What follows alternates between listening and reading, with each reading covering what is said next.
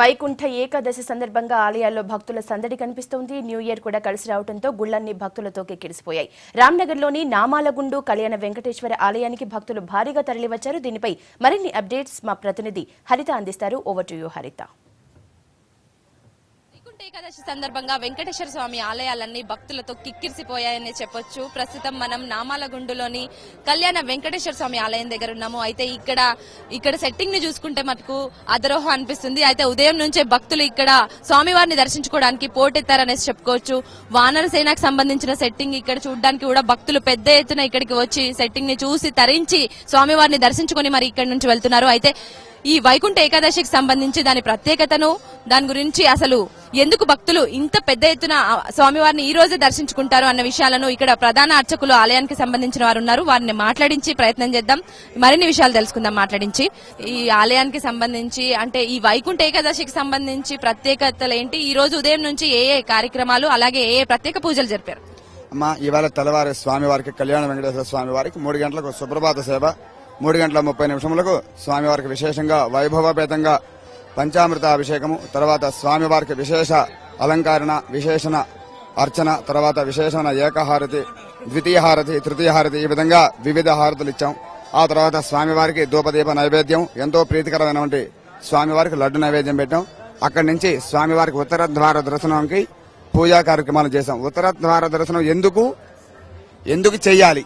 ఉత్తర ద్వారం అంటే మామూలు రోజుల్లో అయితే ఉత్తర ద్వారం అసలు వేయరు, తొలి ఏకాదశి ఇట్లాంటివి వస్తాయి కదా. కానీ వైకుంఠ ఏకాదశికి అన్ని ద్వారాలు తెరుచుకుంటాయి. అలాగే ఉత్తర ద్వారం ద్వారా దర్శించుకుంటే కలిగే శుభాల గురించి చెప్పండి.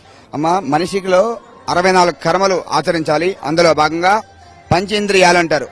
అగ్నితత్వము, జలతత్వము, పృథివీతత్వము, వాయువతత్వము, తమో గుణము, ఇవన్నీ కూడా సరే 5 గుణాలు ఉంటాయి.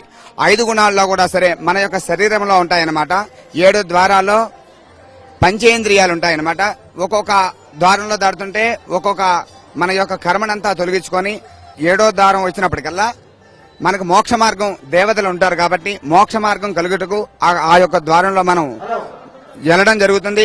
సో పంతులు గారు ఏం చెప్తున్నారంటే వైకుంఠ ఏకాదశిని ముక్కోటి ఏకాదశి కూడా అంటారు. ముక్కోటి ఏకాదశి రోజు స్వామివారిని దర్శించుకుంటుంటే అన్ని సకల దేవతలని దర్శించుకున్నంత పుణ్యం దక్కుతుందనేసి, మోక్షం దక్కుతుందనేసి చెప్తున్నారు. అయితే ఇక్కడ మరికొంతమంది భక్తులు కూడా ఉన్నారు, వాళ్ళని కూడా ఒకసారి మాట్లాడించే ప్రయత్నం చేద్దాం.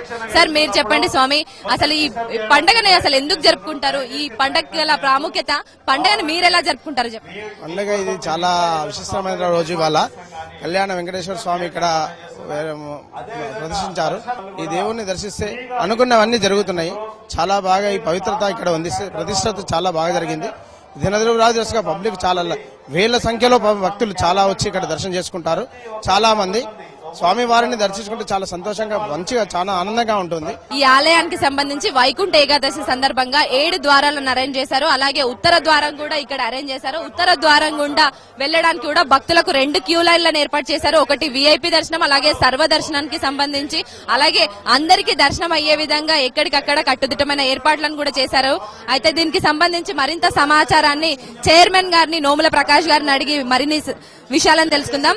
సార్, మీరు చెప్పండి, ఇప్పుడు ఈ ఆలయానికి సంబంధించి ఎలాంటి ఏర్పాట్లను చేశారు, ఈ సెట్టింగ్ గురించి కూడా చెప్పండి. ఆలయానికి సంబంధించి ఈసారి వైకుంఠ ఏకాదశి, అదేవిధంగా నూతన సంవత్సరం కూడా వచ్చింది కాబట్టి వైకుంఠ ఏకాదశికి 7 ద్వారాల ద్వారా దర్శనం చేసుకుంటే వైకుంఠ ఏకాదశి రోజు చాలా పుణ్యమని మన పురాణాలలో ఉంది.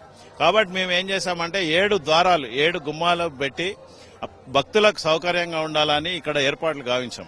ఓవరాల్ గా చూసుకుంటే ఇంకా భక్తులు పెద్ద ఎత్తున ఇక్కడికి వస్తున్నారు కదా. అయితే స్వామివారిని దర్శించుకుని వారి మోక్షం పొందడానికి వస్తున్నారనేసి చెప్పుకోవచ్చు. Over to studio.